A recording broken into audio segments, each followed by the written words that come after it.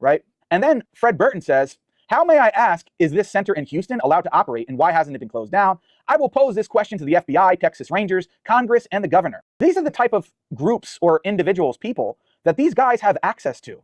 And they clearly had it in their agenda to use certain, what they felt was dirt against Yasir Qadhi in order to try to manipulate him for their own personal agenda, okay? Very clear. This is what they're saying. This is not, at this point, conspiratorial. Now, whether or not they were successful into getting to Yasir Qadhi out of, I don't know, bribing him with money or basically manipulating him because of, and pulling the strings because of certain dirt they had on him, we don't know that for sure. But in the end, they got what they wanted out of this guy, a so-called de-radicalization effect of this bringing forward modernist Islam forward, right?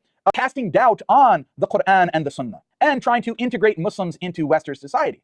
This is what Yasir Qadhi has been doing over the past 15 years. So one wonders if they got him or not. But even if it's not that case, maybe they just nudged him in the direction that they wanted and he wound up going that way on his own. But nevertheless, they're very happy, these intelligence agencies, for what Yasir Qadhi is preaching and the things that he's been involved in. Now, let me just show you guys who some of these individuals are. So you saw the name Fred Burton. This is Fred Burton's official website. Former special agent and New York Times bestselling author Fred Burton.